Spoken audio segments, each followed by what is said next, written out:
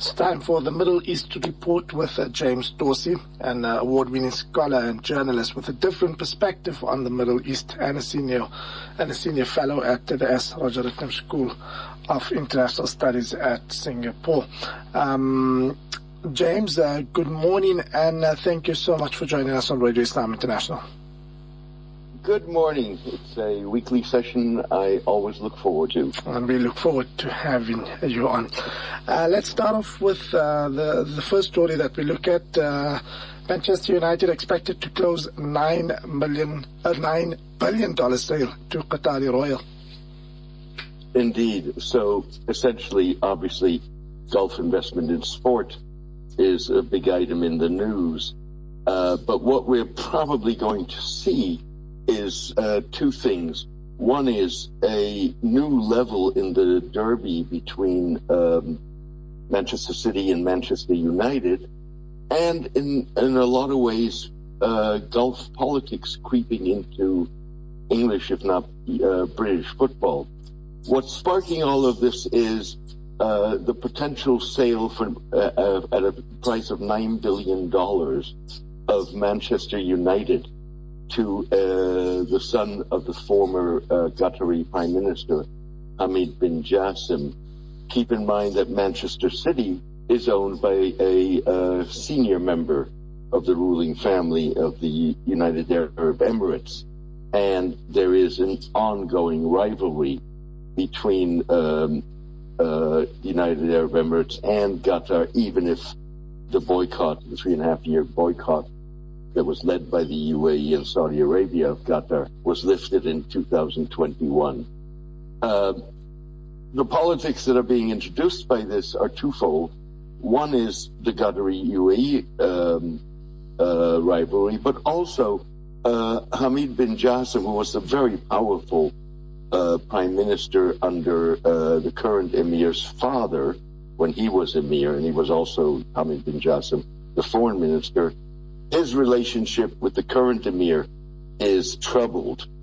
So while the buyer is a member of the ruling family, there are also internal divisions within Qatar that could well play into this. And then Iran proposes Persian Gulf Forum for enhanced regional relations. Indeed. So what you're seeing is essentially that Iran is, together with Saudi Arabia and the UAE, is attempting to reduce tensions in the Gulf, at least as they relate to the Gulf states and Iran, not necessarily, although that seems to be in the works too, as it relates to relations between the United States and Iran. So in that context, yesterday you had the Iranian foreign minister visiting Saudi Arabia for the first time since China mediated the restoration of diplomatic relations between Saudi Arabia and Iran in March. And the Iranians have now proposed a forum that would discuss both economic and security issues. And that's not a proposal that is landing on deaf ears in Gulf states.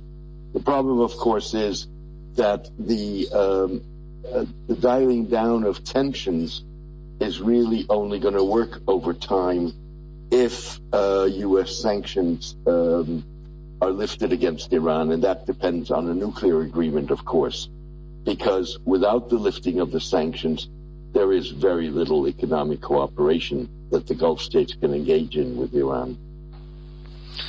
Japan rejects Saudi's bid to join British, Italian, Japanese consortium to build sophisticated fighter jet. Indeed, and this is quite fascinating.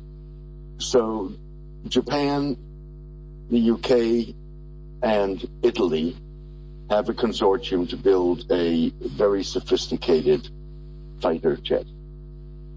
Saudi Arabia has asked to become part of that consortium.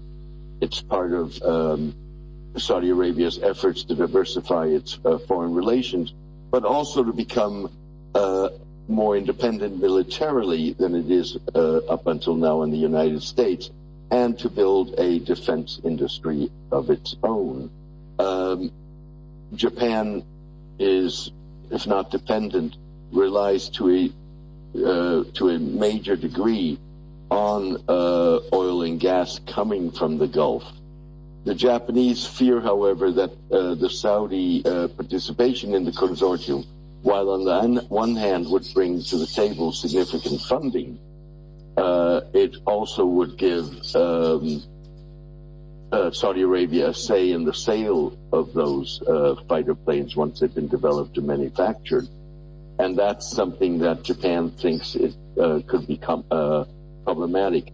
And as a result, Japan is risking its relationship with Saudi Arabia by essentially vetoing a Saudi participation.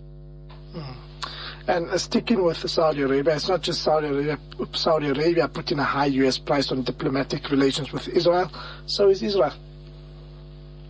Indeed. So the United States is pushing for establishment of diplomatic relations between Saudi Arabia and Iran. Saudi Arabia is demanding in return for that a very steep price. It wants a security agreement with the United States. It wants support for its peaceful nuclear program. It wants unfettered access to U.S. weaponry. And it's demanding that Israel make substantial moves towards resolving the Israeli-Palestinian conflict. You have now one of the closest aides to Israeli Prime Minister Benjamin Netanyahu, Ron Demmer, who's the Minister of Strategic Affairs, in Washington, discussing a similar security arrangement between the United States and Israel. And that security arrangement would be the U.S.-Israeli one, explicitly focused on Iran or against Iran. And that puts Saudi Arabia in a difficult position. It's not that they trust the Iranians after the establishment of diplomatic relations in March, but their tone is very different. They're willing to engage with the regime in Tehran, something Israel is not. And Israel has basically made Iran, identified Iran as the most existential threat to the existence of the Jewish state. And so this is going to complicate efforts to get the Saudis to establish diplomatic relations with Israel.